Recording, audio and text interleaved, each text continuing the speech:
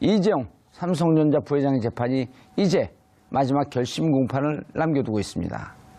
오늘 박용수 특검팀과 삼성 측이 이재용 부회장의 재판 종결을 앞두고 불꽃 튀는 마지막 공방을 벌이고 있는데요. 이 문제와 관련해 세 분 모시고 말씀 나눠보도록 하겠습니다. 김대현 주간조선 기자 계속 자리 지켜주고 계시고요. 김남국 변호사님 모처럼 자리하셨습니다. 네, 안녕하세요. 예, 요즘 팟캐스트 하면서 좀 뜬다고 오만해졌어요? 아유, 전혀 사실이 아닙니다. 예, 휴가를 오만으로 다녀오셨나요? 아니요, 지리산으로 다녀왔습니다. 자, 최영일 평론가님 자리하셨습니다. 최영일 평론가님도 네. 요즘 또 팟캐스트 데뷔한다고. 예. 이거는 이영경 전 앵커, 예. 그리고 이 양지열 변호사가 너무 어허. 하고 싶어 해서 어허. 저는 그냥 밑반찬처럼 곁들여진 겁니다. 그 팟캐스트 하면 회사 소속사는 있을까요? 어디 소속이세요? 소속사는 이게 이 데마시안이라는 회사가 하는데요. 예. 그게 처음에 전 몰랐는데 예. 거기 대주주가 제가 아는 분이시더라고요. 누구세요? 정봉주 전 의원이라고. 그러셨어요? 그 전국구라는 팟캐스트와 이렇게 예. 결연이 돼 있는. 이미 이제 공룡이 돼가고 있습니다. 그래서 이게 본의 아니게 봉주라인이 되는 느낌이에요. 아니, 봉주라인은 네. 없어요. 봉라인. 봉라인. 아니, 방금 양재열 변호사님 만나고 왔는데요. 예. 양재열 변호사님이 다음 회차부터는 채찍을 들고 가겠다고. 그래가지고. 좀 멋있게 하려고? 아니요. 그럼. 그러니까 이 트래픽을 올려보겠다고. 최영일 교수님이 안 웃길 때마다 채찍을 때리시겠다고. 아니, 근데 진짜 언론사시니까. 지난해 4월 13일 총선 이후에 한 언론인 중견, 거의 이제 회장 가까운 정도의 분을 만났더니 이런 표현을 쓰더라고요. 언론 권력은 팟캐스트 시장으로 넘어가고 있다. 저는 그냥 장난스럽게 얘기를 하셔갖고, 그건 무슨 대단한 일입니까? 그랬더니 4.13 총선은 종편과 팟캐스트의 전쟁에서 팟캐스트의 승리였다. 제가 일단 팟캐스트를 하지 않기 때문에 팟캐스트를 두둔하고 싶은 생각은 별로 없고요. 팟캐스트에서 안 불러줘요. 그렇죠, 안 불러주세요. 자, 지금 이재용 삼성 부회장 재판이 검찰 조사 때, 특검 조사 때와는 달리 좀 애매하게 흘러가고 있는 것 같아요. 예, 지금 입장을 바꾸고 있는 건데요. 예. 저희 준비된 CG 보면서 말씀드릴까요? 예.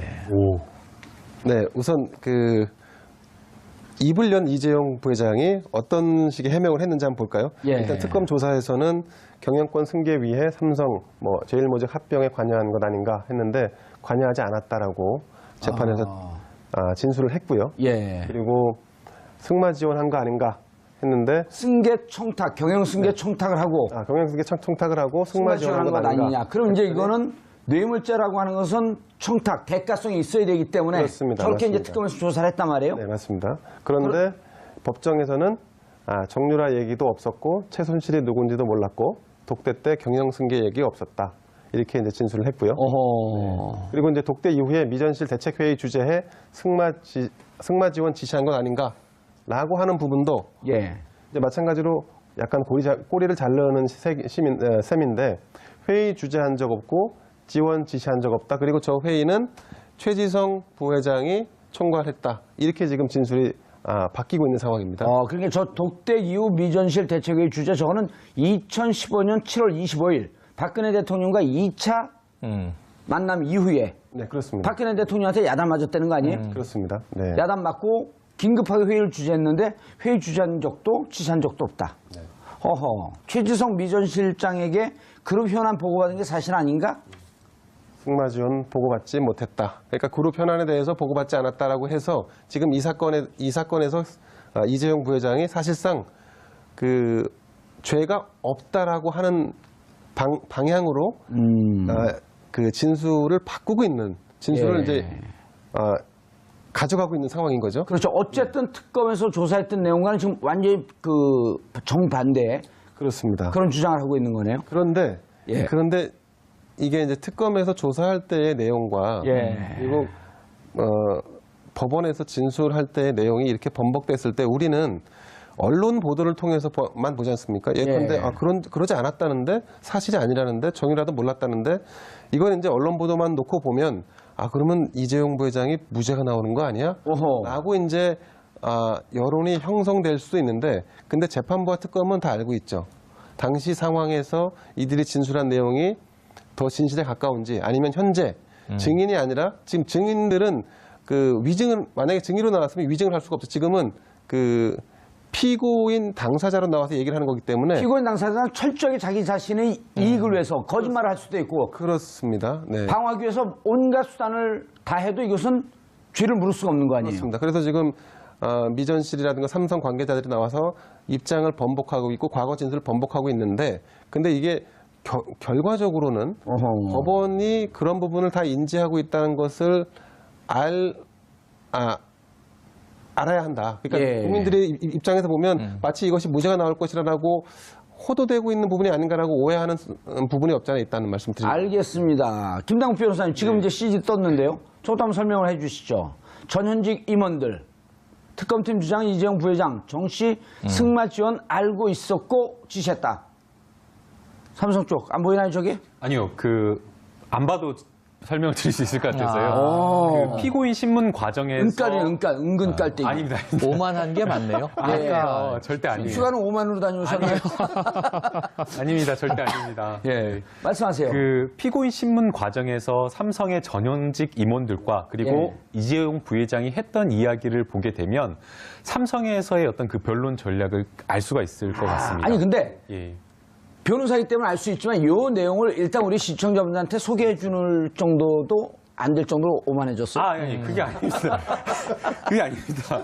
소개해달라니까요. 예, 지금 제가 설명을 먼저 해드리려고 하는데요. 예. 지금 이제 그 특검에서 주장을 하고자 하는 것은 이 돈의 성격입니다. 그러니까 지원을 삼성에서 세 군데에 있습니다. 재단에다가 먼저 했고요. K재단, K스포츠재단과 미르재단에게 출연을 했고요. 그 다음 이제 두 번째는 정유라에게 독일에 날아가서 삼성이 직접 한 200억 원 정도 지원하는 계약을 체결하고 용역 계약을 비덱스포스죠? 맞습니다. 예. 200원 정도의 그 용역 계약을 체결하고 실제 80억 정도를 투자를 해서 말을 사주고 했습니다. 예. 그리고 이제 세 번째가 16억 원 정도 되는 장시호. 동계 스포츠 영재 센터에다가 지원을 한 겁니다. 그렇기 때문에 돈을 준 사실 자체는 부인을 못 하는 거죠. 그렇다고 한다면 이 돈의 성격이 어떤 것이냐를 놓고 이제 쟁점이 되게 되는 것인데 특검에서 주장을 하고 하는 것은 이것은 뇌물이다라고 하는 것입니다. 예. 그렇다고 한다면 이게 뇌물의 성격을 띠려고 하면 어떤 것들을 입증을 해야겠는가라고 한다면 뇌물을 준 이유를 밝혀야 되는 거죠. 그래서 그 뇌물의 이유가 바로 되는 것이 바로 부정한 청탁이라고 하는 그 삼성의 경영권 순교와 관련된 내용이 바로 이유인 겁니다. 예. 그렇다고 한다면 무엇을 임원들. 그리고 무엇을 보고 그러면 최순실한테 줬냐라고 하는 것은 바로 최순실과 박근혜 전 대통령과의 관계를 알았다라는 것이 전제가 돼야 되기 때문에 이재용 부회장이 과연 언제 이 최순실과 박근혜 전 대통령의 관계를 알았는가를 입증하게 되는 겁니다. 예. 그리고 이제 여기서 이제 가장 중요한 핵심적인 내용이 바로 박근혜 전 대통령과 이재용 부회장의 독대입니다. 예. 이 독대 과정에서 어떤 내용을 나왔는가가 굉장히 중요한 내용인데요. 예. 이 부분과 관련해서 이제 뭐 세 차례 독대를 했는데 두 번째 독대 과정에서 굉장히 질책을 받았고 이 두 번째 과정에서 독대 다음에 바로 이재용 부회장이 뭐 이렇게 회의를 소집해가지고 뭐 제주도에 내려간 임원들을 불러가지고 회의를 하고 그 다음에 이 회의가 끝나자마자 삼성전자 사장이 이제 독일까지 날아가서 직접 지원을 하고 이러한 어떤 지시의 과정이 굉장히 중요하다라는 것이죠. 근데 이 부분과 관련해서 사실상 그 삼성의 전현직 임원의 특검의 진술과 그다음에 이재용 부회장의 진술이 조금 달라졌습니다. 이 부분까지도 같이 설명을 할게요. 그러니까 지금 아까 그 부회장 얘기를 했기 때문에 임원들 삼성 쪽 주장 다시 한번 CG 띄워주시죠. 지금 총론을 말씀하신 거고 제가 바뀐 걸 말씀드리면 아까 이재용 부회장 모른다 관여하지 않았다 이렇게 3번 부인했잖아요. 지금 베드로가 됐잖아요. 그거하고 임원들이 새벽닭이 울기 전에 3번 부인할 그렇죠. 것이다. 그걸 임원들이 말을 맞춰야 돼요. 그래서 무슨 얘기를 하는 거냐면 최지성 부회장이 딱 나와서 저기 나왔네요. 특검에서는 안 했던 이야기를 법정에서 한 것이 이재용 부회장은 미전실의 의사결정에 별로 관여하지 않아요. 우리가 다 알아서 해요. 이렇게 얘기를 한 거예요. 저기 그러나 이 부회장의 그런 현안을 일일이 보고하지는 않는다. 누가 될까 봐 이 현안은 이 부회장한테 보고 안 해서 부회장께서는 모르신다. 이렇게 얘기를 한 거고요. 근데 아주 중요한 게 장충기 전 사장 얘기인데 이 얘기는 특검에서 이 사람은 뭐라고 적어냈냐면 이재용 부회장이 박근혜 전 대통령을 독대하고 나와서 그쪽에 사업계획서를 툭 던져줘서 이게 2월 15일 얘기거든요. 그렇죠. 3월 3일 날 이 10억 얼마가 장시호에게 돈이 들어가는 거예요. 동계 스포츠 영재 센터에 대한 돈이 들어가는 거예요. 2016년 2월 3월에 벌어진 일입니다. 세 번째 독대가 2월 15일에 있었고요. 근데 법정에서는 말이 완전히 바뀐 게 부회장이 대통령에게 받아서 전달해줬다고 생각한 그 문서를 지금 생각해보니 안종범 수석한테 내가 직접 받은 것 같은데요. 윗선끼리에 주고받은 상황을 싹 삭제해버린 거예요. 이게 아주 묘한 대목인데 예. 사실은 이게 장시호 씨 쪽의 얘기에 의하면 최순실이 갑자기 전화 와서 야, 그 예산 좀 들어간 자료 빨리 날려 그래서 퀵으로 보낸 거예요. 예. 퀵으로 전달이 돼서 이 대통령과 부회장의 독대 자리에서 박 전 대통령이 툭 건넨 것으로 전해졌던 얘기를 예. 완전히 위를 잘라버린 겁니다. 그리고 그 외에 나와서 네. 예. 그리고 황성수 그러니까 황성수 또 황성수 전 전무 얘기가 황당한 게 이게 전 말만 바뀐 건데 최순실의 배경 때문에 우리가 끌려다닐 수밖에 없는 상황이 됐다. 압박받았고 강요받았다라는 걸 이제 강조하는 건데 그거 이게 특검에서 주장했나요? 아니요. 이거 이렇게 법정에서 얘기했습니다. 특검에서 뭐라고 주장했어요? 특검에서는 이 승마 지원이 당초 계획과 달리 정시 단독 지원으로 바뀐 뒤에도 지원을 계속한 것이다라는 취지예요. 그래서 거의 뇌물에 가까운 뇌물이니까. 어허. 뇌물이니까. 그랬는데 이번에 말을 바꾼 거는 그러면서 여기다 덧붙여서 최순실의 이 강요를 따르지 않으면 회사에 뭔가 안 좋은 일이 생길 것 같아서 이랬습니다 하는데 이건 말만 바뀐 건데 잘 생각해 보세요. 최순실의 배경은 뭐예요? 그러니까 대삼성, 글로벌 기업인 삼성이 덜덜 떨 정도로 최순실의 프로파일을 조사했을 텐데 예. 최순실 그럼 정윤회 씨의 전 부인이네. 그 정유라라는 승마 선수의 엄마네. 무슨 배경이 있습니까? 오, 신사동에 300억에 가까운 건물을 갖고 있어. 아이고 무서워라. 그러겠습니까? 최순실의 배경은 아버지가 최태민이고 박근혜 대통령과 매우 친밀한 관계에 있음이 배경이잖아요. 예. 국민들이 다 아는 얘기를 박근혜 이렇게 찍으면 될 것을 최순실의 배경이라고 지금 막 이 뒤를 흐트리고 있는 거예요. 그래서 이러한 그 지금 임원들이 이 최지성 부회장부터 장충기 전 사장 그리고 이제 황성수 전 정무 그리고 여기에는 박상진 또 이 전 전무. 예, 전무까지 포함해서 사실 이제 박원호 전무도 있는데 지금 이 법원에 등장한 모든 사람들은 이재용 부회장이 모른다라고 하는 이야기에 아주 딱 맞는 맞춤형 하나의 아구들을 큰 구축을 한 겁니다. 이재용은 모른다. 네. 그런데 예. 이게 누가 봐도 전략인 걸. 이게 저는 무슨 작전이냐. 이재용 바보 코스프레 작전 아닙니까? 알겠습니다. 네. 예, 그러니까 변론이 크게 방향이 바뀌었습니다. 우리가 이제 형사 재판을 하게 되면 공판 준비 기일이나 공판이 시작할 때 변호인 의견서를 제출을 합니다.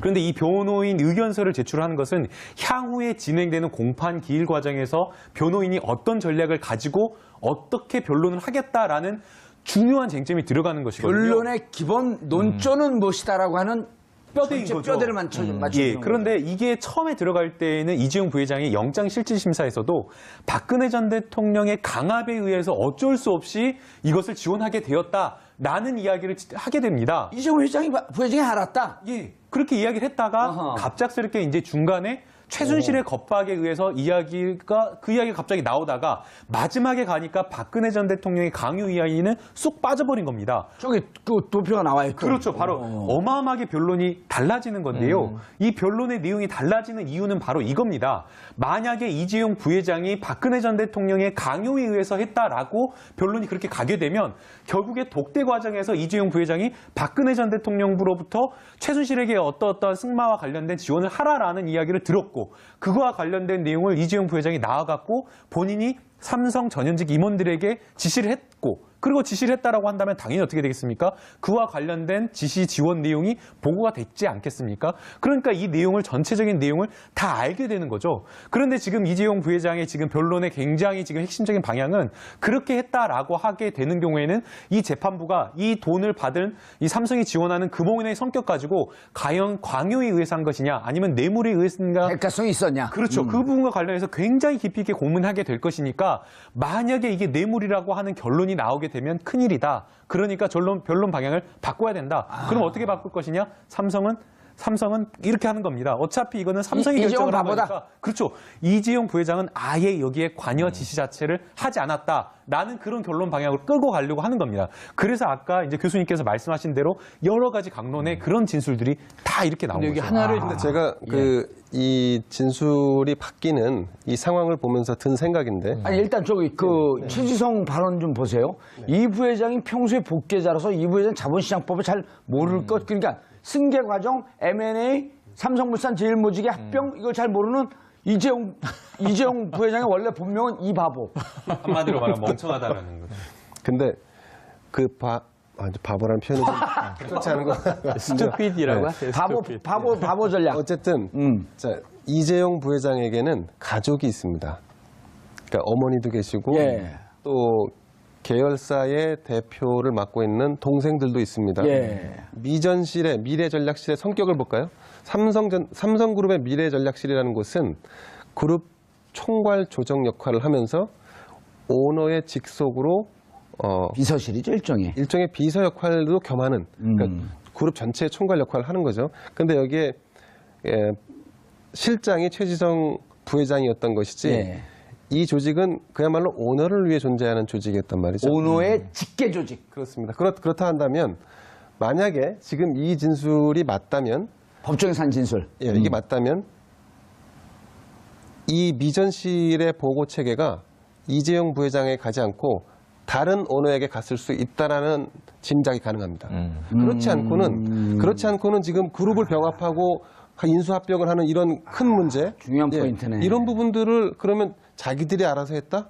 CEO도 아니고 오너한테 보고도 안 하고. 더군다나 이분들은 CEO가 아닙니다. 예. 각 계열사에서 그야말로 연합군 형태로 모아놓은 분들이기 때문에 제일모직이라든가 아니면 그 삼성물산이라든가 여기에서 독자적으로 판단하는 분들이 아니에요. 이걸 조정하는 분들이. 그럼 조정하면 그럼 결과를 보고해야 할 거 아니겠습니까? 보고 안 하고 한 거야. 근데 지금 말하는 거는 보고하지 않았다, 아무것도 몰랐다? 야, 그러면 막장 드라마 같아요. 보고 체계가 이재용 부회장이 아니었다는 얘기와 다름이 아닌 것처럼 느껴질 수 있습니다. 법이 이 재판이 조금 더 진행되면 최지성이 마지막에 이럴 것 같아요. 사실 삼성전자는 내 거였다.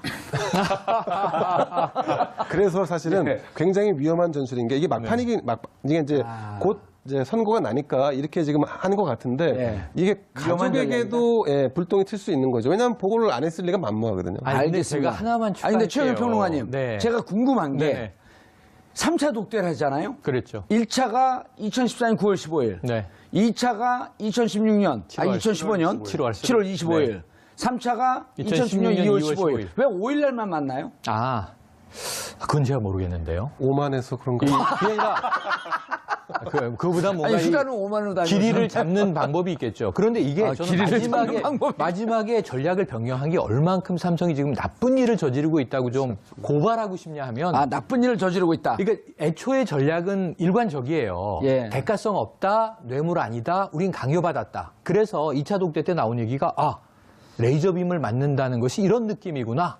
이게 왜 승마 지원 안 하냐고 이 협회사인데 이 야단을 맞고 나와서 그런 얘기를 투출되면서 임원들을 다 소집해서 모아놓고 5분 동안 얘기를 안 했다라는 얘기도 있었잖아요. 그랬는데 네. 지금 강요는 일관적이에요. 근데 강요에서 이재용 부회장이 의사결정에 참여하지 않았고 참 바보스럽게도 경영자지만 이런 내막을 몰랐다. 지금 이렇게 가는 게 마지막에 도입된 건데 전 이것은 조윤선 전 장관의 무죄에서 강한 영감을 받았다. 이런 생각을 해요. 예. 그런데 왜 삼성이 아주 이 국가적으로 지금 나쁜 일을 저지르고 있는 거냐면 재판에서 박근혜 전 대통령을 뺐어요.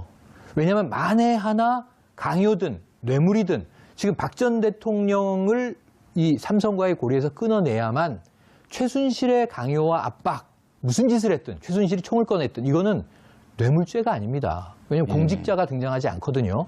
공직자가 있어야 직접 뇌물, 제3자 뇌물이 존재하기 때문에 박근혜 전 대통령을 이 그림에서 제거하면 최순실만 남겨놓으면 최순실이 뭐 조폭의 깽보스였다, 알카포네인 줄 알았다, 뭐 배경이 엄청 센 줄 알았다 그러면 강요가 성립이 돼도 뇌물로부터는 아주 안전해지는 거죠. 그래서 지금 삼성이 박 전 대통령에게 면죄부를 주는 재판을 하고 있는 거예요. 뇌물과 관련해서는. 그런데 이제 다만 전 다행으로 생각하는 게 이 전략이 너무 바투게 결심 공판 직전에 이루어지면서 재판부를 별로 감동시키지 못할 것 같다. 전 국민도 바보 코스프레 한다고 지금 비웃고 있는 상황을 무슨 판사들만 그럼 모르쇠 하고 이것을 그랬습니까? 이러겠냐 싶은 거죠. 예. 그게 전 별로 먹히지 않는 전략이라는 생각에는 안도감이 드는데 그럼에도 불구하고 참 나쁜 일을 막판에 벌이고 있네요. 재판에서. 김남국 변호사님, 그런데 저는 그 변호사들의 심정은 이해하고 싶어요. 밥값은 해야 될 거 아니에요. 걱정이 사실은 많이 됩니다. 그러니까 이게 지금 많은 국민들이 유죄가 안 나오면 어떻게 될 것이냐.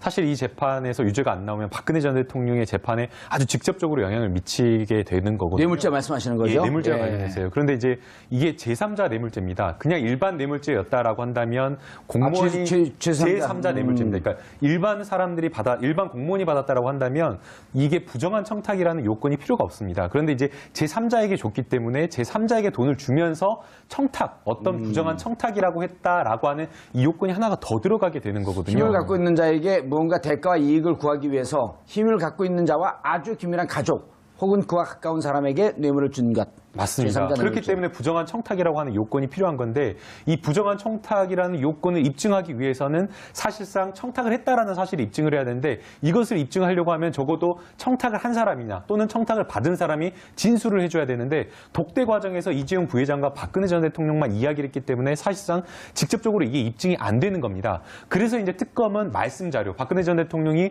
독대하기 전에 들어간 그 말씀 자료 이거와 그다음에 독대하고 난 다음에 안종범 전 수석에게 지시한 안종범 전 수석의 수첩 내용을 가지고 간접적으로 이제 정황 증거에 의해서 입증을 하려고 하는데 이와 관련된 아예 직접적인 내용이 있어 버립니다. 그러니까 박근혜 전 대통령이 나는 그러한 이야기를 하지 않았다라는 진술이 있고 또 이재용 부회장도 역시 독대 과정에서 전혀 그런 이야기가 없었다라고 또 이야기를 하고 있고 또 가사 그러한 내용의 어떤 진술들이 설사 하면 안 되겠지만 설사 그런 내용의 진술이 있다고 하더라도 사실은 이게 박근혜 전 대통령이 그냥 대기업이나 경제 현안을 챙기기 위해서 할 수 있는 진술이라고 해버린다라고 한다면 사실은 이 형사재판이라고 하는 것이 그냥 어떤 추정이나 추리에 의해서 할 수가 있는 것이 아니라 증거를 입증을 할 수 있는 엄격한 증거에 의해서 입증이 되기 때문에 사실상 이게 유죄가 나오기가 쉽지 않을 수도 있다라는 생각이 들기 때문에 지금 제가 땀을 흘리고 있습니다. 제가 조금 첨언을 하자면 예. 제3자 뇌물죄로만 기소가 된 건 아니고 뇌물죄도 기소가 됐습니다. 그래서 우리가 경제 공동체로 그렇죠. 최순실 씨와 그 박근혜 전 대통령을 묶어서 함께 기소를 했기 때문에 대가 혹은 청탁 어느 것 하나라도 성립이 된다고 하면 그러면 뇌물죄 혹은 제3자 뇌물죄에 준하는 처벌은 가능하다는. 알겠습니다. 최윤 평론가님, 지금 이제 이 김남국 변호사님이 요즘 조금 바쁘셔갖고 네. 최근에 나온 증거에 대한 업데이트가 안 된 것 같아요. 그렇죠. 지금까지 하신 말씀이 이제 청와대 캐비넷 문건 나오기 전이죠. 정유라 씨가 법정 증언하기 전에까지 상황이거든요. 그렇죠. 행정관은 뭐라 그랬냐면 내 생각을 담았다. 보고서. 네. 그리고 말씀 자료는 박근혜 대통령 측에선 변호사 측에선 뭐라 그랬냐면 말씀 자료 올라온 대로 다 얘기하지 않았다. 그럼 행정관이 만들어준 말씀 자료와 삼성과 아무런 관계도 없는 걸 만들었고 그렇죠. 또 이렇게 만든 걸 갖고 내가 말하지 않았다. 네. 그럼 또 하나는 9월 15일 날 만났을 때 도와달라고 했던 거 2014년. 그리고 나서 1년 뒤에 돈 받으면 거래가 너무 멀다. 뇌물로 보기에는. 이게 지금까지의 디펜스 논리였었는데 정유라 씨가 느닷없이 나타나서 삼성이 어떻게 몰라요. 그래서 우리 매니저가 알고 있는데 그다음에 청와대 캐비넷 문건에서 2014년 7월서부터 9월까지 상세하게 삼성의 승계 과정을 파악한 자료. 네. 이게 로드맵이 다 나왔다 이렇게 보는 거 아니에요? 그렇죠. 그러니까 정유라의 증언을 많은 분들이 좀 폄훼하는 차원에서 자, 엄마 최순실로부터 이렇다고 전해 들었다. 이건 전원 진술이다. 전문 지료라고 전문 증거 자료라고 그러죠. 이것이 직접 듣거나 직접 본 것이 아니기 때문에 증거력이 좀 떨어진다라고들 이제 많이 이야기를 하지만 장황한 진술, 이 증언을 잘 보면요. 직접 이야기한 것들이 꽤 있어요. 근데 이런 것들이 다 지금 언론에서 많이 뺐어요. 최순실 관련된 전원, 엄마와 삼성은 알고 있었다. 삼성이 몰랐을 리가 없다. 삼성이 이제 그 말을 삼성 명의로 바꿔놨기 때문에 화를 냈다고 들었다. 이거 아니고요. 말을 탄 승마 선수 입장에서 이 우리가 비타나 V 그 말 다쳤어요. 그 말은 이제 달리지 못해요. A급 명마가 아니에요. 근데 삼성은 그것을 통관만 허용이 되면 국내로 들어오겠다, 쓰겠다라고 하는데 못 쓰는 말이에요. 이런 증언을 한단 말이에요. 지금까지 안 나왔던 얘기거든요. 승마 선수여야만 알 수 있는 증언들을 해요. 그럼 삼성이 왜 이제 값어치가 떨어진 말을 굳이 국내로 들어오려고 하느냐? 삼성의 소유다라고 하는 것을 계속 좀 부각시키려는 거란 말이에요. 그러니까 이런 말 아니다 우리가. 이런 것들이 다 지금 증언 기록에 있고요. 또 하나는 말씀하신 대로 캐비닛 문건이 저는 제2의 스모킹건이라고 보는 것이 문제는 그 문건의 내용, 삼성 승계에 대한 그리고 비판 여론까지 다 적어놓은 것만의 문제가 아니라 이것을 작성한 사람의 문제입니다. 국무조정실에 있던 사람이 청와대 이 정책조정실에 기획비서관실에 행정관으로 가서 이 문건을 다 만들고 삼성이 제일모직과 삼성물산이 합병이 이루어진 다음에 2016년 초부터 이게 민간 근로휴직제를 쓰면서 공무원이 삼성생명으로 갑니다. 예. 그래서 합병 이후에 삼성생명이 삼성그룹의 재편에 따라서 지주사의 역할로 바뀌거든요. 1년 동안 거기서 일을 합니다. 청와대 내에서 삼성 합병 문건을 만든 사람이 삼성생명으로 간다? 1년 동안 거기서 삼성맨으로 일을 한다? 그리고 이 문제가 터지자 그해 말에, 이게 이제 국정농단이 터진 이후에 예. 다시 국무조정실로 복귀를 해요. 어허. 지금도 고위 간부로 공직자로 일을 하고 있어요. 삼성 들어갔다 나온 그럼 사람이 그 사람을 문초해야 되는 것이죠.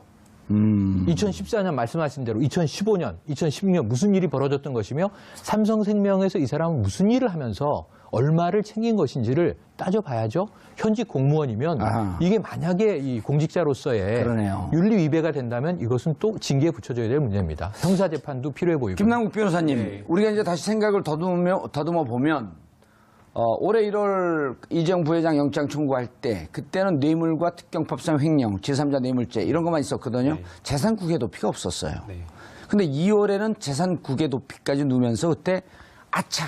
변호사들이 무슨 얘기를 했냐면 그냥 뇌물죄를 인정하면 뇌물 공여는 5년 이하의 징역이니까 싸게 가면서 특경법상 횡령, 재산에 협조하고 재판에 협조하고 특경법상 횡령과 재산 국외 도피를 빼는 전략으로 가지 않고 왜 저렇게 무리하게 갔을까? 그때 박근혜 대통령 탄핵되기 직전인데 근데 지금 탄핵까지 다 됐어요?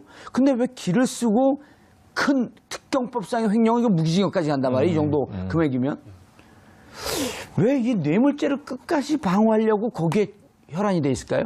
뇌물죄도 사실상 특경법상의 횡령과 다 포함되어 있는 겁니다. 그러니까 이재용 부회장이 본인의 사비나 이런 것을 털어서 본인의 경영권 승계를 위해서 돈을 지출한 것이 아니라 삼성의 돈을 가지고 지출을 한 것이기 때문에 예. 사실상 이게 같이 일맥상통하게 연관되어 있는 뇌물죄가 인정이 되게 되면 특경법상의 특경법이 뇌물도 같이 쫙 가니까 연결이 되는 이게 전체 자기가 받고 있는 혐의의 우두머리 죄네. 맞습니다. 그리고 또 이걸 하게 되면 그러니까 지금 이렇게 궁금하거든 사람들은 저 삼성이 이재용 회장이 의리가 있이 끝까지 박근혜 대통령을 변호하고 있네. 이게 그거는 아니라 절대 아닙니다. 이 뇌물죄가 유죄가 되는 순간 특경법상의 횡령, 재산 국외 도피 전부 다 같이 인정이 되는 거죠. 역시 변호사라서 좀 틀리네. 아이고 아닙니다. 제가 한번 떠보려고 물어봤거든요. 아닙니다. 예, 그런데 감사합니다. 그런데 최영일 평론가님 바보 코스프레 네. 좀 씁쓸하네요. 그러니까 국민들이 지금 뭐 SNS 여러뿐 아니라 예. 직접 만나서 얘기를 들어봐도 다 너무 안타까워하는 게 제 나이 50대 초반의 중년 남성들이 이 포장마차에서 만나면 70~80%가 다 기업맨들이잖아요. 직장인들이잖아요. 예. 넥타이 부대잖아요. 이분들이 예. 중견기업에서 중소기업에서 대기업에서 뭐 이 부장급이나 혹은 임원급으로 일을 하고 있는데 한숨을 쉬어요. 글로벌 리더십, 대한민국 1등 우량 기업이라는 삼성전자 부회장이 내가 죄를 면하기 위해서 이렇게 바보임을 서슴지 않는 조윤선 전 장관은 이해가 돼요. 집에 가고 싶었겠죠. 그래서라도. 그래서 나는 부하들이 한 거 몰랐고 위에 대통령이 한 거 몰랐고 중간에 끼어서 난 아무것도 몰랐어요. 난 바보예요. 해서 집에 갔잖아요. 결국 석방돼서 집행유예로. 그런데 이 삼성의 리더십이 이런 것이었나. 이 정도였나. 국민들이 봐도 이것은 면피 전략임을 뻔히 아는데 그럴 수밖에 없는가 하는 아쉬움에 지금 많이 빠져 있습니다. 근데 그 전에 보도를 보면 잠깐만요. 네. 김 기자님, 그 전에 보도를 보면 이재용 부회장에 대해서 삼성의 언론 플레이라고 보기에는 좀 그렇게 믿고 싶지 않은 이재용 부회장의 개인적인 품성, 재벌 회장임에도 불구하고 혼자서 모든 걸 알아서 한다. 전용기 팔아 넘기고 직접 가방 들고 비행기 타고 해외 그 지사들 찾아다니고 하면서 꽤 유능하고 이 시대의 컨셉에 맞고 트렌드에 맞는 그런 리더십임을 많이 강조했거든요. 아무것도 몰라서 그냥 비행기를 팔았을까요? 그렇지는 않았겠죠. 그런데 이제 그 정도의 사회적인 지위에 있게 되면 예.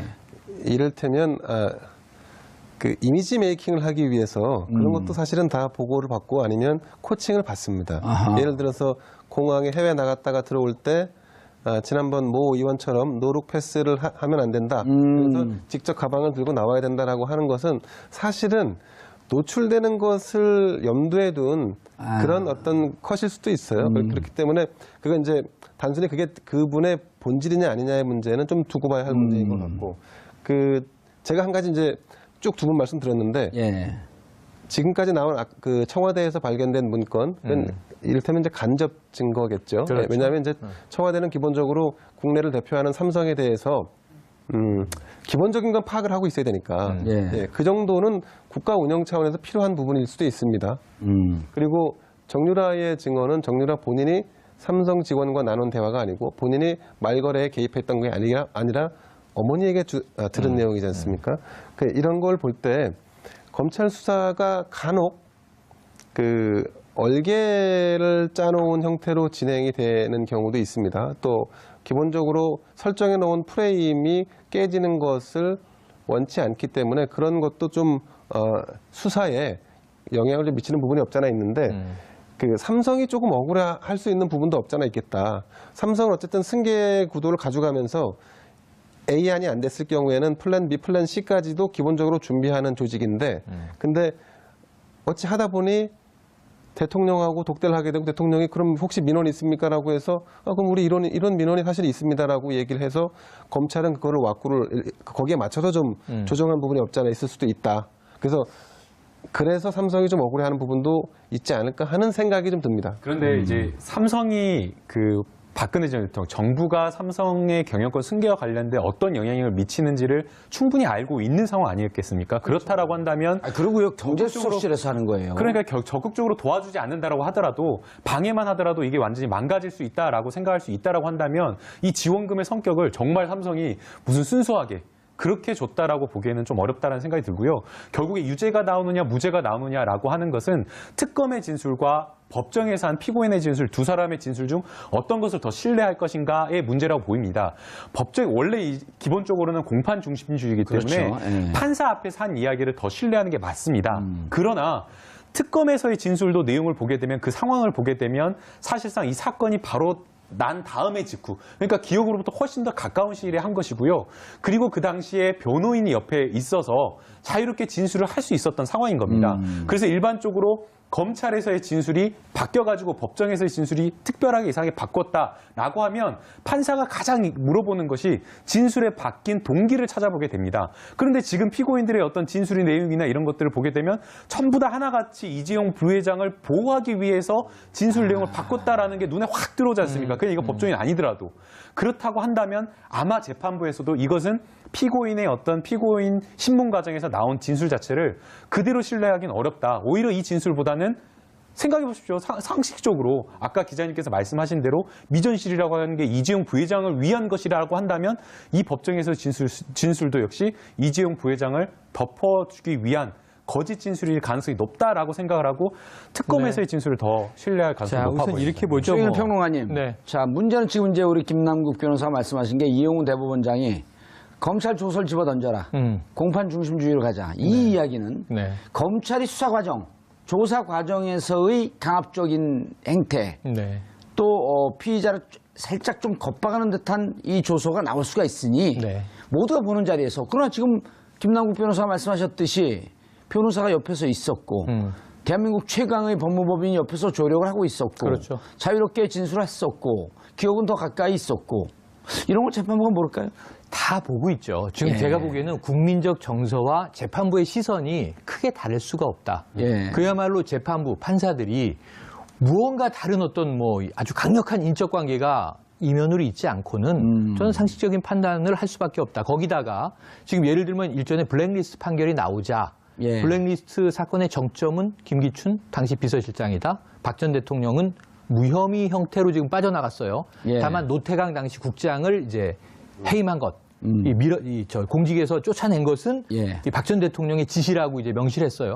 특검은 그 부분은 이쪽의 증거로 채택을 했고 아마 저쪽 변호인단은 블랙리스트에서는 박 대통령은 자유롭다라는 걸 채택할 거예요. 그런데 문제는 거기서 지금 빠져있는 하나가 문영표 전 보건복지부 장관이 실형입니다. 왜? 잘못된 기금 운영을 했기 때문에 여기에 대해서는 저는 좀 종합적으로 재판부는 상식적 판결을 내릴 거라고 기대해 봅니다. 알겠습니다. 이재용 삼성전자 부회장의 재판이 이제 마지막 결심 공판을 남겨두고 있습니다. 오늘 박용수 특검팀과 삼성 측이 이재용 부회장의 재판 종결 앞두고 불꽃 튀는 마지막 공방을 벌이고 있는데요. 이 문제와 관련해 세 분 모시고 말씀 나눠보도록 하겠습니다. 김대현 주간조선 기자 계속 자리 지켜주고 계시고요. 김남국 변호사님 모처럼 자리하셨습니다. 네, 안녕하세요. 예, 요즘 팟캐스트 하면서 좀 뜬다고 오만해졌어요? 아유, 전혀 사실이 아닙니다. 예, 휴가는 오만으로 다녀오셨나요? 아니요, 지리산으로 다녀왔습니다. 자, 최영일 평론가님 안녕하세요. 자리하셨습니다. 최영일 평론가님도 네. 요즘 또 팟캐스트 데뷔한다고. 예. 이거는 이영경 전 앵커, 예. 그리고 이 양지열 변호사가 너무 어허. 하고 싶어 해서 어허. 저는 그냥 밑반찬처럼 곁들여진 겁니다. 그 팟캐스트 하면 회사 소속사는 있을까요? 어디 소속이세요? 소속사는 이게 이 데마시안이라는 회사가 하는데요. 예. 그게 처음에 전 몰랐는데 예. 거기 대주주가 제가 아는 분이시더라고요. 누구세요? 정봉주 전 의원이라고. 그러셨어요. 전국구라는 팟캐스트와 이렇게 예. 결연이 돼 있는. 이미 이제 공룡이 돼가고 있습니다. 그래서 이게 본의 아니게 봉주 라인이 되는 느낌이에요. 아니, 봉주 라인은 네. 없어요. 봉 라인. 봉 라인. 아니, 방금 양재열 정말. 변호사님 만나고 왔는데요. 예. 양재열 변호사님이 다음 회차부터는 채찍을 들고 가겠다고. 그래가지고. 좀 멋있게 하려고? 아니요. 그럼. 그러니까 이 트래픽을 올려보겠다고. 최영일 교수님이 안 웃길 때마다 채찍을 때리시겠다고. 아니, 근데 진짜 언론사시니까 지난해 4월 13일 총선 이후에 한 언론인 중견 거의 이제 회장 가까운 정도의 분을 만났더니 이런 표현을 쓰더라고요. 언론 권력은 팟캐스트 시장으로 넘어가고 있다. 저는 그냥 장난스럽게 얘기를 하셔갖고 그건 무슨 대단한 일입니까? 그랬더니 4.13 총선은 종편과 팟캐스트의 전쟁에서 팟캐스트의 승리였다. 제가 일단 팟캐스트를 하지 않기 때문에 예. 팟캐스트를 두둔하고 싶은 생각은 별로 없고요. 팟캐스트에서 안 불러줘요. 그렇죠, 안 불러주세요. 자, 지금 이재용 삼성 부회장 재판이 검찰 조사 때, 특검 조사 때와는 달리 좀 애매하게 흘러가고 있는 것 같아요. 예, 지금 입장을 바꾸고 있는 건데요. 예. 저희 준비된 CG 보면서 말씀드릴까요? 예. 네, 우선 이불련 이재용 부회장이 어떤 식의 해명을 했는지 한번 볼까요? 예. 일단 특검 조사에서는 경영권 승계 위해 삼성, 제일모직 합병에 관여한 것 아닌가 했는데 관여하지 않았다라고 재판에서 진술을 했고요. 예. 그리고 승마 지원한 거 아닌가 했는데 승계 청탁, 경영 승계 청탁을 하고 경영 승계 청탁을 하고 승마 승마 지원한 지원한 것 것 아닌가. 아니냐. 그럼 이제 이거는 뇌물죄라고 하는 것은 청탁, 대가성이 있어야 되기 때문에 그렇습니다. 저렇게 이제 맞습니다. 특검에서 조사를 했단 말이에요. 네, 맞습니다. 그런데 법정에서는 정유라 얘기도 없었고 최순실이 누군지도 몰랐고 독대 때 경영 승계 얘기 없었다. 이렇게 이제 진술을 했고요. 그리고 이제 독대 이후에 미전실 대책회의 주재해 승마 지원 지시한 건 아닌가라고 하는 부분도 예. 이제 마찬가지로 약간 꼬리를 잘 넣는 셈인데 회의 주재한 적 없고 지원 지시한 적 없다. 그리고 저 회의는 최지성 부회장이 총괄했다. 이렇게 지금 진술이 바뀌고 있는 상황입니다. 그러니까 저 독대 이후 미전실 대책회의 주재 저거는 2015년 7월 25일 박근혜 대통령과 2차 만남 이후에 네, 그렇습니다. 박근혜 대통령한테 야단 맞았다는 거 아니에요? 그렇습니다. 네. 야단 맞고 긴급하게 회의를 주재했는데 회의 주재한 적도 지시한 적도 없다. 네. 최지성 미전실장에게 그룹 현안 보고받은 게 사실 아닌가? 승마 지원 보고받지 못했다. 그러니까 그룹 현안에 대해서 보고받지 않았다라고 해서 지금 이 사건에서 이재용 부회장이 사실상 죄가 없다라고 하는 방향으로 그 진술을 바꾸고 있는 진술을 이제 가져가고 있는 상황인 거죠. 그렇죠. 어쨌든 특검에서 조사했던 내용과는 지금 완전히 정반대의 그렇습니다. 그런 주장을 하고 있는 거네요. 그런데 예. 이게 이제 특검에서 조사할 때의 내용과 그리고 법원에서 진술할 때의 내용이 이렇게 번복됐을 때 우리는 언론 보도를 통해서만 보지 않습니까? 예컨대 그러지 않았다는데 사실이 아니라는데 정유라도 몰랐다는데 이건 이제 언론 보도만 놓고 보면 그러면 이재용 부회장이 무죄가 나오는 거 아니야? 라고 이제 여론이 형성될 수도 있는데 근데 재판부와 특검은 다 알고 있죠. 당시 상황에서 이들이 진술한 내용이 더 진실에 가까운지 아니면 현재 증인이 아니라 지금 증인들은 그 위증은 만약에 증인으로 나왔으면 위증을 할 수가 없죠. 지금은 그 피고인 당사자로 나와서 얘기를 하는 거기 때문에 피고인 당사자는 철저하게 자기 자신의 이익을 위해서 거짓말을 할 수도 있고 그렇습니다. 네. 방어하기 위해서 온갖 수단을 다 해도 이것은 죄를 물을 수가 없는 거 아니에요? 그렇습니다. 그래서 지금 미전실이라든가 삼성 관계자들이 나와서 입장을 번복하고 있고 과거 진술을 번복하고 있는데 근데 이게 결과적으로는 법원이 그런 부분을 다 인지하고 있다는 것을 알아야 한다. 그러니까 예. 국민들의 입장에서 보면 마치 이것이 무죄가 나올 것이라고 호도되고 있는 부분이 아닌가라고 오해하는 부분이 없지 않아 있다는 말씀 드립니다. 알겠습니다. 김당국 변호사님 지금 이제 CG 떴는데요. 저것도 한번 설명을 해주시죠.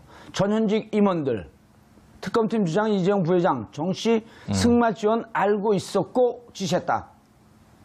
삼성 쪽 안 보이나요 저기? 아니요, 안 봐도 설명을 드릴 수 있을 것 같아서요. 그 피고인 신문 과정에서 은근 깔때기. 아닙니다. 오만한 게 맞네요. 아니요, 절대 아니에요. 휴가는 5만으로 다녀오셨나요? 아닙니다, 절대 아닙니다. 예, 말씀하세요. 그 피고인 신문 과정에서 삼성의 전현직 임원들과 그리고 이재용 부회장이 했던 이야기를 보게 되면 삼성에서의 어떤 그 변론 전략을 알 수가 있을 것 같습니다. 아니 근데 예. 변호사이기 때문에 알 수 있지만 이 내용을 일단 우리 시청자분들한테 소개해 줄 정도도 안 될 정도로 오만해졌어요. 아니, 그게 아닙니다.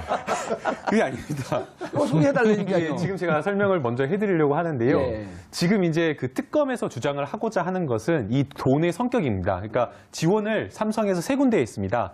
재단에다가 먼저 했고요. K재단, K스포츠재단과 미르재단에게 출연을 했고요. 그 다음에 이제 두 번째는 정유라에게 독일에 날아가서 삼성이 직접 한 200억 원 정도 지원하는 계약을 체결하고 용역 계약을 비덱스포츠죠? 맞습니다. 예. 200원 정도의 그 용역 계약을 체결하고 실제 80억 정도를 투자를 해서 말을 사주고 했습니다. 예. 그리고 이제 세 번째가 16억 원 정도 되는 장시호.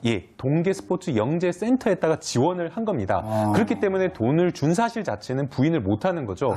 그렇다고 한다면 이 돈의 성격이 어떤 것이냐를 놓고 이제 쟁점이 되는 것인데 특검에서 주장을 하고 하는 것은 이것은 뇌물이다라고 하는 것입니다. 예. 그렇다고 한다면 이게 뇌물의 성격을 띠려고 하면 어떤 것들을 입증을 해야겠는가라고 한다면 뇌물을 준 이유를 밝혀야 되는 거죠. 그래서 그 뇌물의 이유가 바로 되는 것이 바로 부정한 청탁이라고 하는 그 삼성의 경영권 승계와 관련된 내용이 바로 이유인 겁니다. 예. 그렇다고 한다면 무엇을 임원들.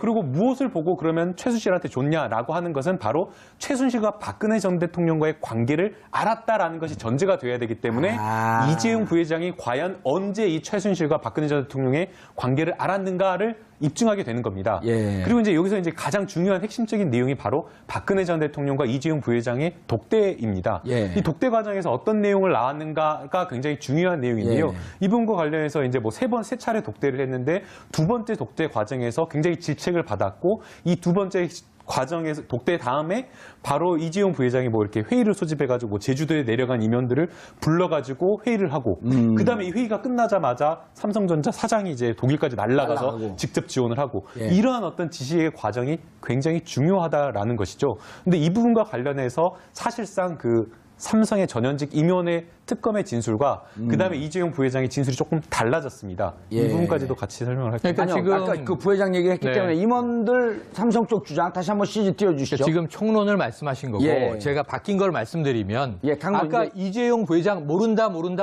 예. 관여하지 않았다 이렇게 3번 부인했잖아요. 예. 지금 베드로가 됐잖아요. 아하, 그거하고 임원들이 새벽닭이 울기 전에 3번 부인할 그렇죠. 것이다. 그걸 임원들이 말을 맞춰야 돼요.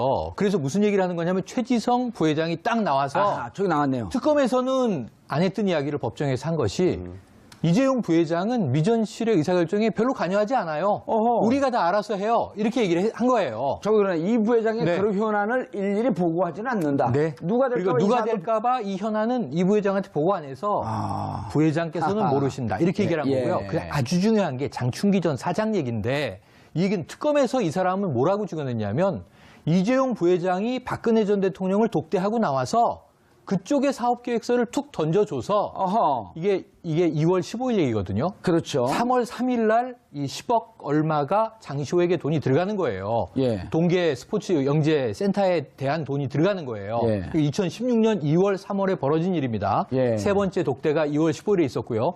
근데 법정에서는 말이 완전히 바뀐 게 부회장이 대통령에게 받아서 전달해줬다고 생각한 그 문서를 지금 생각해보니 안종범 수석한테 내가 직접 받은 것 같은데요.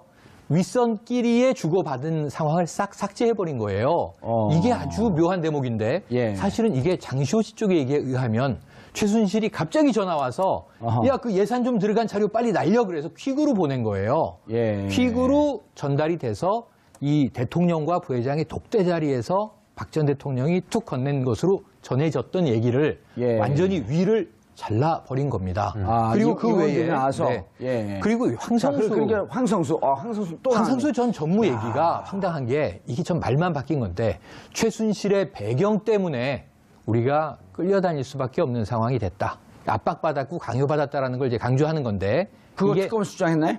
아니요. 이거 이렇게 법정에서 얘기했습니다. 특검에서 뭐라고 주장했어요? 특검에서는 이 승마 지원이 당초 계획과 달리 정시 단독 지원으로 바뀐 뒤에도 지원을 계속한 것이다라는 취지예요. 그래서 거의 뇌물이기 뇌물에 때문에 가까운 뇌물이니까. 뇌물이니까. 그랬는데 이번에 말을 바꾼 거는 그러면서 여기다 덧붙여서 최순실의 이 강요를 따르지 않으면 회사에 뭔가 안 좋은 일이 생길 것 같아서 이랬습니다 하는데 이건 말만 바뀐 건데 잘 생각해 보세요. 최순실의 배경은 뭐예요? 그러니까 대삼성, 글로벌 기업인 삼성이 덜덜 떨 정도로 최순실의 프로파일을 조사했을 텐데 예. 최순실 그럼 정윤회 씨의 전 부인이네. 그 정유라라는 승마 선수의 엄마네. 무슨 배경이 있습니까? 오, 신사동에 300억에 가까운 건물을 갖고 있어. 아이고 무서워라. 그러겠습니까? 최순실의 배경은 아버지가 최태민이고 박근혜 대통령과 매우 친밀한 관계에 있음이 배경이잖아요. 예. 국민들이 다 아는 얘기를 박근혜 이렇게 찍으면 될 것을 최순실의 배경이라고 지금 막 이 뒤를 흐트리고 있는 거예요. 그래서 이러한 그 지금 임원들이 이 최지성 부회장부터 장충기 전 사장 그리고 이제 황성수 전 정무 그리고 여기에는 박상진 또 이 전 전무까지 포함해서 사실 이제 박원호 전무도 있는데 지금 이 법원에 등장한 모든 사람들은 이재용 부회장이 모른다라고 하는 이야기에 아주 딱 맞는 맞춤형 아구들을 구축을 한 겁니다. 이재용은 모른다. 네. 그런데 이게 누가 봐도 전략인 걸. 이게 저는 무슨 작전이냐. 이재용 바보 코스프레 작전 아닙니까? 알겠습니다. 예, 그러니까 변론이 크게 방향이 바뀌었습니다. 우리가 이제 형사 재판을 하게 되면 공판 준비 기일이나 공판이 시작할 때 변호인 의견서를 제출을 합니다.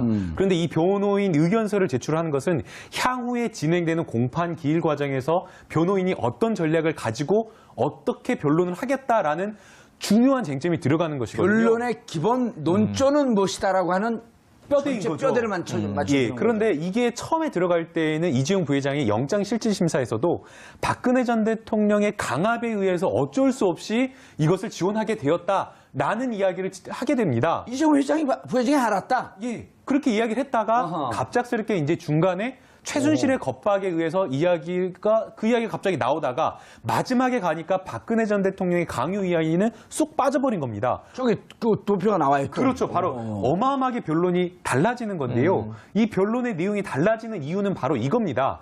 만약에 이재용 부회장이 박근혜 전 대통령의 강요에 의해서 했다라고 변론이 그렇게 가게 되면 결국에 독대 과정에서 이재용 부회장이 박근혜 전 대통령으로부터 최순실에게 어떠한 승마와 관련된 지원을 하라라는 이야기를 들었고 그거와 관련된 내용을 이재용 부회장이 나와갖고 본인이 삼성 전현직 임원들에게 지시를 했고 그리고 지시를 했다라고 한다면 당연히 어떻게 되겠습니까? 그와 관련된 지시 지원 내용이 보고가 됐지 않겠습니까? 그러니까 이 내용을 전체적인 내용을 다 알게 되는 거죠. 그런데 지금 이재용 부회장의 지금 변론의 굉장히 지금 핵심적인 방향은 그렇게 했다라고 하게 되는 경우에는 이 재판부가 이 돈을 받은 이 삼성이 지원하는 금융원의 성격 가지고 과연 광요에 의해서 한 것이냐 아니면 뇌물에 의해서인가 대가성이 있었냐? 그렇죠. 그 부분과 관련해서 굉장히 깊이 있게 고민하게 될 것이니까 만약에 이게 뇌물이라고 하는 결론이 나오게 되면 큰일이다. 그러니까 변론 방향을 바꿔야 된다. 그럼 어떻게 바꿀 것이냐? 삼성은 이렇게 하는 겁니다. 어차피 이거는 삼성이 결정을 한 거니까. 그렇죠. 이재용 부회장은 아예 여기에 관여 지시 자체를 하지 않았다라는 그런 결론 방향으로 끌고 가려고 하는 겁니다. 그래서 아까 이제 교수님께서 말씀하신 대로 여러 가지 강론의 그런 진술들이 다 이렇게 나온 거죠. 하나를 제가 이 진술이 바뀌는 이 상황을 보면서 든 생각인데 아니 일단 저기 최지성 발언 좀 보세요. 이 부회장이 평소에 복계자라서 이 부회장 자본시장법을 잘 모를 것 그러니까 승계 과정, M&A, 삼성물산 제일모직의 합병 이걸 잘 모르는 이재용 부회장의 원래 본명은 이 바보. 한마디로 말하면 멍청하다라는 거죠. 근데 아주 바보라는 표현이 좀 좋지 않은 것 같습니다. 스투피드라고 네. 하세요. 바보 전략. 어쨌든 자, 이재용 부회장에게는 가족이 있습니다. 그러니까 어머니도 계시고 예. 또 계열사의 대표를 맡고 있는 동생들도 있습니다. 예. 미전실의 미래전략실의 성격을 볼까요? 삼성그룹의 미래전략실이라는 곳은 그룹 총괄 조정 역할을 하면서 오너의 직속으로 비서실이죠, 일종의 비서 역할도 겸하는 그러니까 그룹 전체의 총괄 역할을 하는 거죠. 근데 여기에 실장이 최지성 부회장이었던 것이지 예. 이 조직은 그야말로 오너를 위해 존재하는 조직이었단 말이죠. 오너의 직계 조직. 그렇습니다. 그렇다 한다면 만약에 지금 이 진술이 맞다면 법정에서 한 진술. 예, 이게 맞다면 이 미전실의 보고 체계가 이재용 부회장에게 가지 않고 다른 오너에게 갔을 수 있다라는 짐작이 가능합니다. 그렇지 않고는 지금 그룹을 병합하고 인수합병을 하는 이런 큰 문제, 중요한 포인트네. 이런 부분들을 그러면 자기들이 알아서 했다? CEO도 아니고 오너한테 보고도 안 하고. 더군다나 이분들은 CEO가 아닙니다. 예. 각 계열사에서 그야말로 연합군 형태로 모아놓은 분들이기 때문에 제일모직이라든가 아니면 그 삼성물산이라든가 여기에서 독자적으로 판단하는 분들이 아니에요. 이걸 조정하는 분들이. 그럼 조정하면 그럼 결과를 보고해야 할 거 아니겠습니까? 보고 안 하고 한 거야. 근데 지금 말하는 거는 보고하지 않았다, 아무것도 몰랐다? 야. 그러면 막장 드라마 같아요. 보고 체계가 이재용 부회장이 아니었다는 얘기와 다름이 아닌 것처럼 느껴질 수 있습니다. 법이 이 재판이 조금 더 진행되면 최지성이 마지막에 이럴 것 같아요. 사실 삼성전자는 내 거였다.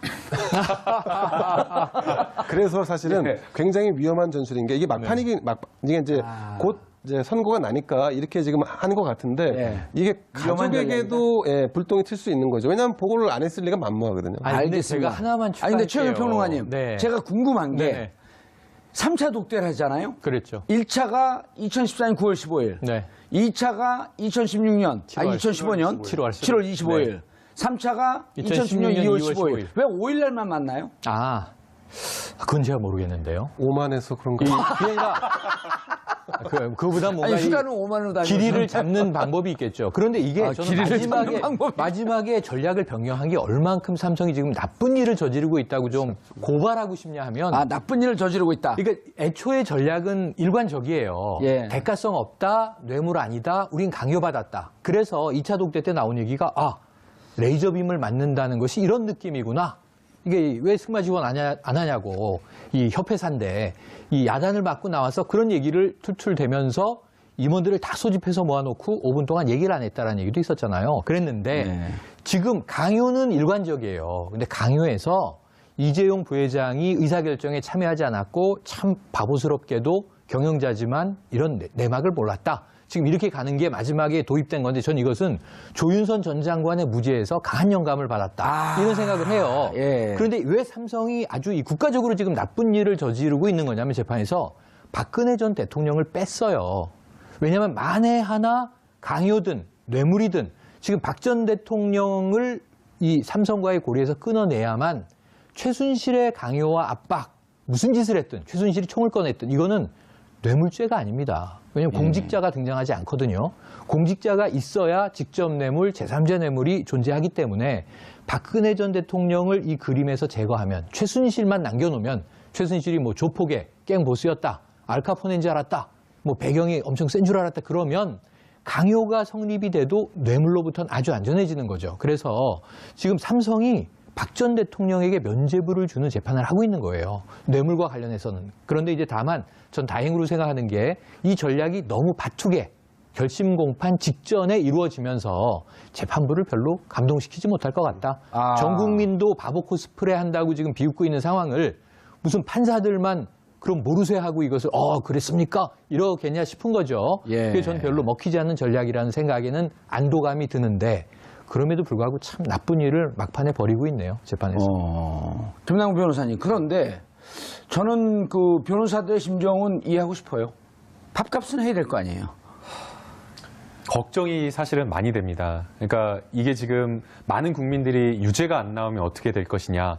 사실 이 재판에서 유죄가 안 나오면 박근혜 전 대통령의 재판에 아주 직접적으로 영향을 미치게 되는 거거든요. 뇌물죄 말씀하시는 거죠? 예, 뇌물죄와 예. 관련해서요. 그런데 이제 이게 제3자 뇌물죄입니다. 그냥 일반 뇌물죄였다라고 한다면 공무원이 제3자 뇌물죄입니다. 그러니까 일반 사람들이 일반 공무원이 받았다라고 한다면 이게 부정한 청탁이라는 요건이 필요가 없습니다. 그런데 이제 제3자에게 줬기 때문에 제3자에게 돈을 주면서 청탁, 어떤 부정한 청탁이라고 했다라고 하는 이 요건이 하나가 더 들어가게 되는 거거든요. 힘을 갖고 있는 자에게 무언가 대가와 이익을 구하기 위해서 힘을 갖고 있는 자와 아주 긴밀한 가족 혹은 그와 가까운 사람에게 뇌물을 준 것. 맞습니다. 제3자 그렇기 뇌물죄. 때문에 부정한 청탁이라고 하는 요건이 필요한 건데 이 부정한 청탁이라는 요건을 입증하기 위해서는 사실상 청탁을 했다라는 사실을 입증을 해야 되는데 이것을 입증하려고 하면 적어도 청탁을 한 사람이냐 또는 청탁을 받은 사람이 진술을 해줘야 되는데 독대 과정에서 이재용 부회장과 박근혜 전 대통령만 이야기를 했기 때문에 사실상 직접적으로 이게 입증이 안 되는 겁니다. 그래서 이제 특검은 말씀 자료, 박근혜 전 대통령이